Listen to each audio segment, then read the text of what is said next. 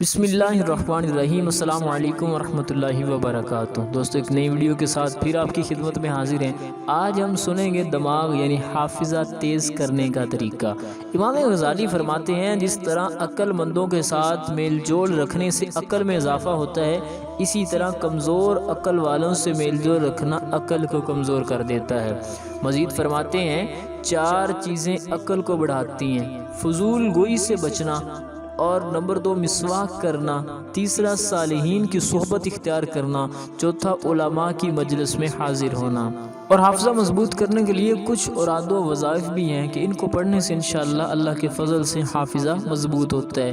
یا قویو 11 بار 5 نمازوں کے بعد سر پر دایاں یعنی سیدھا ہاتھ رکھ کر پڑھیے، انشاءاللہ اس سے بھی حافظہ مضبوط ہو۔ اسی طرح چھوٹے بچے ہیں جو خود نہیں پڑھ سکتے، ان کا حافظہ مضبوط کرنے کے لیے والدین ان کے لیے یہ عمل کر سکتے ہیں: رات کو سوتے وقت یا ذوالجلال والاکرام 3 مرتبہ پڑھ کر 3 بیداموں پر دم کیجئے، ایک اسی وقت کھلا دیجئے، ایک صبح نہار منہ اور ایک دوپہر کو کھلائیے۔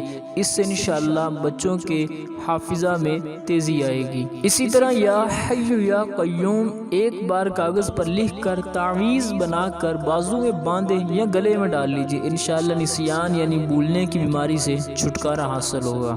اسی طرح دوستو کچھ کھانے والی ایسی چیزیں ہیں جو حافظوں کو تیز کرتی ہیں۔ شہد کا استعمال کرنا کند ذہن کو اچھا کر دیتا ہے۔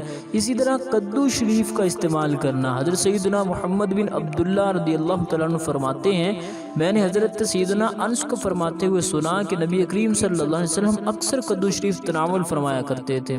میں نے عرض کی یا رسول اللہ صلی اللہ علیہ وسلم آپ کثرت سے کدو شریف تناول فرماتے ہیں؟ تو نبی پاک صلی اللہ علیہ وسلم نے فرمایا بے شک کدو دماغ کو بڑھاتا اور عقل میں اضافہ کرتا ہے۔ اسی طرح کچھ وہ چیزیں ہیں جن کے کھانے سے انسان کا دماغ جو ہے یہ کم استعمال ہوتا ہے، عقل میں کمی آتی ہے۔ اسی طرح دوستو گناہ کرنے سے بھی حافظہ کمزور ہوتا ہے۔ جس طرح کچھ غذائیں قوت حافظہ مضبوط کرتی ہیں، اسی طرح کچھ غذائیں وہ بھی ہیں جو نسیان کا مرض پیدا کرتی ہیں۔ ان میں سبز دھنیا کا استعمال کرنا، کھٹے سیب کھانا، چوہے کا بچا ہوا کچھ کھانا، اسی طرح زیادہ دودھ پینا، لوبیا زیادہ کھانا، مستقل سوکھا گوشت کھانا، ٹھنڈا پانی بکثرت پینا، ٹھنڈی چیزیں جیسے دودھ سرکر تمام کھٹی چیزیں کھانا، ٹھنڈے میوے بکثرت کھانا، گھاس کھانا، بکری کے 1 سال کے بچے کا گوشت کھانا، اسی طرح بوڑھی بکری کا گوشت کھانا۔